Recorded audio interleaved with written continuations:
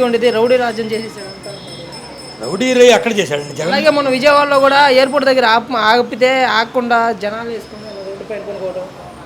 అది పవన్ కళ్యాణ్ హైదరాబాద్లో special flight book చేశారు ఈయన జగన్ మన చంద్రబాబు నాయుడు గారు. అయితే అవాంఛనీయ సంఘటనలు జరగవచ్చు అని వాళ్ళ ఎస్పీ గారు వాళ్ళ పోలీసు వ్యవస్థ నిఘా వ్యవస్థ వాళ్ళకి అనుమానం వచ్చింది కాబట్టి వాళ్ళని బాబు నువ్వు ఈ పూటకు రామాకు నువ్వు అక్కడ ఉండండి అని చెప్పారు. అప్పుడు ఆయన మాట వాస్తవం. తర్వాత మళ్ళీ అర్ధరాత్రి బయలుదేరి 9-10 గంటలకు మళ్ళీ కారులు వేసుకొని మంది మార్పాలని వేసుకొని రాష్ట్రం అంతా ప్రజల్ని సేకరించి రోడ్డు పొడుగుతా అల్లర్లు చేసుకుంటూ వస్తున్నాడు. అందుకని ఇప్పుడు పోలీస్ వ్యవస్థ ఏంటి, జాగ్రత్తగా గొడవలు లేకోకుండా చక్కగా సానుకూలంగా ఉండాలనే ఆలోచనతోనే చేస్తారు. వాళ్ళు వ్యక్తిగతంగా ఎవరిపైనా ద్వేషం ఉండదు కదా. అందుకని ఆయన పవన్ కళ్యాణ్ వస్తే ఏం అల్లర్లు జరుగుతాయి, ప్రజా నష్టం జరిగిద్ది, ఇబ్బందులు పడతారు ప్రజలు అనే ఉద్దేశంతో ఆయన్ని జాగ్రత్తగా ఆపడం జరిగింది. ఆయన ఏమంటాడు, నేనేమో ముందేమో చంద్రబాబుని పరామర్శించడానికి అన్నాడు. తర్వాత రాత్రిపూట ప్రయాణంలో ఏమంటాడు, నేను నా వారాహి ప్రోగ్రాం గురించి ప్రజలతో మాట్లాడడానికి నేను నాయకులతో మాట్లాడదానికి వస్తున్నానని మళ్ళీ అప్పటికప్పుడే మాటలు మార్చాడు. అతన్ని ఎలా నమ్ముతారు? అందుకని వాళ్ళ పోలీసు వ్యవస్థ వాళ్ళ ఆలోచన ప్రకారం ఏమి అవాంఛనీయ సంఘటనలు జరగకుండా న్యాయంగా వాళ్ళ పని వాళ్ళు చేశారు. అంతేగాని జగన్మోహన్ రెడ్డి మీద కక్ష ఉండదు, పవన్ కళ్యాణ్ మీద కక్ష ఉండదు, చంద్రబాబు మీద ఎవరి మీద కక్ష ఉండదు. పోలీస్కి వాళ్ళ వ్యవస్థనే వాళ్ళ ప్రకారం వాళ్ళు రూల్స్ ప్రకారం వాళ్ళు నడుచుకుంటారు. నారా లోకేష్ గారు కూడా మొన్నదాకా పాదయాత్ర చేశారు, కావాలని ఆపిచ్చేశారు. ఇప్పుడు కావాలని ఎవడాపాడు?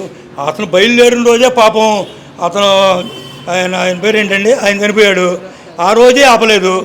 తారక రత్న చనిపోయినప్పుడే ఆపలేదు. ఇప్పుడేమో వాళ్ళ నాన్నగారికి ఏదో జరిగిందని కేసు పెట్టారని ఇప్పుడు ఆయన ఆపుకున్నాడు. దానికి ఎవడాపుతాడు? తిరగమన్నాడు, ఎవడన్నాడు? తిరుగుతున్నాడు కదా. ఇప్పుడు లాస్ట్లో అతనికి ప్రజలు రాక గన్నవరం నియోజకవర్గంలో మీటింగ్ చేశాడు. కృష్ణా జిల్లా అన్ని జిల్లాలు కలిపి 2 జిల్లాలు కలిపి. తర్వాత తెల్లారు ప్రయాణంలో రంగనగూడెం అనే చిన్న గ్రామంలో ఇష్టం వచ్చినట్టు వైసీపీ కార్యకర్తలని పిచ్చ కొట్టేశారు అన్యాయంగా. మరి అది ఎంతో ఆ రకంగా దౌర్జన్యాలు మొదలు పెట్టుకుంటూ వెళ్ళాడు. భీమవరం వెళ్ళే టయానికి అసలు బీభత్సకాండ చేశాడు. వాళ్ళు చక్కగా విజిల్స్లో కనబడుతుంది. వాళ్ళు ఏం చేస్తున్నారు, వాళ్ళ వెనకాల ఉన్న యువగళం సభ్యులు కర్రలు కత్తులు రాళ్ళు భయంకరంగా చేసి పోలీసులను కొడతాం వాళ్ళు ఇష్టమైనట్టు చేసి ఆయన చేసుకున్నాడు. కానీ ఎవడాపుతాడు? తెరమన్నాడు, ఎవడన్నాడు? 2024లో జగన్ గారు గెలుస్తారంటారా? పక్కా సార్. ఇప్పుడు చెప్పేది చూడండి, మీకు ప్రతి మనిషికి ఒక లబ్ధి పొందారు.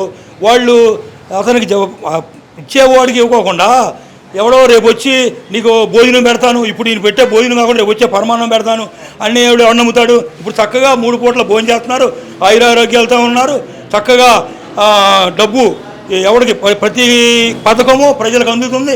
ఇవన్నీ ఇస్తుంటే ఇవన్నీ వదిలిపెట్టి ఆయన ఎవడో రేపు వచ్చినప్పుడు నేను 3 సిలిండర్లు ఇస్తాను, ఇంట్లో ఎంతమంది ఉంటాడో అంతమందికి అమ్మఒడి ఇస్తాడు. నమ్మే మాట్లాడండి ఇవి. 4 పిల్లలు ఉంటే 4, 15, 60,000 ఇస్తాడు ఒక్కొక్క కుటుంబానికి. అది నమ్మశక్యంగా ఉందా? ఏమీ లేదు. అతను ఏంటంటే చంద్రబాబు విషయం ఏంటి చెప్పమంటారా? గతంలో కూడా అలాగే చేశాడు. నేను వస్తే అయ్యి చేస్తాను, నిరుద్యోగులకి డబ్బులు ఇస్తాను పాపం అలా నోట్లో మట్టి కొట్టాడు. ఆయన మాటలు ఎవ్వరు నమ్మరండి. వాడు అర్థం కాదు. ఈ పవన్ కళ్యాణ్ విషయం వస్తే ఎంతసేపు ఆయనకే ఇప్పుడు ఒక చిన్న విషయం జరిగింది. ఇప్పుడు ప్రతిపక్ష నాయకుడు తెలుగుదేశం పార్టీ అతలాకుతలం అయిపోయింది ఇప్పుడు ఎందుకంటే అతను ముఖ్య నాయకుడిని లోన పెట్టారు. దాన్ని తీర్చేవాడు లేడు, దిద్దేవాడు లేడు. అసలు 40 ఏళ్ల సీనియారిటీ ఉన్న నాయకుడిని జైల్లో పెడితే అరెస్ట్ చేస్తే ఎక్కడ కూడా అసలు ఎక్కడైనా సరే నంద్యాలలో మొదలు పెడితే విజయవాడ వచ్చేటప్పుడు అసలు ఎవరైనా కార్యకర్తలు కానీ అభిమానులు కానీ ప్రజలు కానీ ఎక్కడైనా బయటకు వచ్చారు. ఎక్కడో చిలకలూరుపేట ఒక చోట, గుంటూరు కోర్టు దగ్గర ఏరియాలో ఒక చోట 2 చోట్ల మాత్రం కాస్త కార్యకర్తలు బయటకు వచ్చి కొంచెం హడావుడి చేశారు ఒక అరగంట పాటు 20 నిమిషాల పాటు. మరి అదే పోలీసులు ఆపారు, వీళ్ళని ఎవరిని బయటికి రానియకుండా అని వీళ్ళు చెప్తారు. పోలీసులు ఆపితే మరి ఆ 2 చోట్ల ఎలా వచ్చారు బయటికి? కార్యకర్తలు బయటకు వచ్చి ఏమీ లేదు. అతని మీద సానుభూతి లేదు. ఇతను ఫ్రాడు, దొంగతనం చేశాడు, ప్రజలను దోషులు తిన్నాడు అనే ప్రజలు ప్రతిపక్షాలను మీరు చూసుకోండి. మీరు మీడియా పరంగానే సరే జాగ్రత్తగా ఎక్కడైనా చూడండి.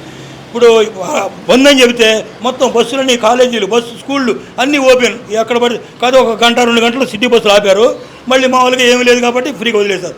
అసలు సానుభూతి అంటూ ఎక్కడ కనపడలేదు. కనీసం ఆ తెలుగుదేశం కార్యకర్తలైనా సరే బయటకు వచ్చి ఆందోళన కానీ ఎక్కడ చేయలేదు.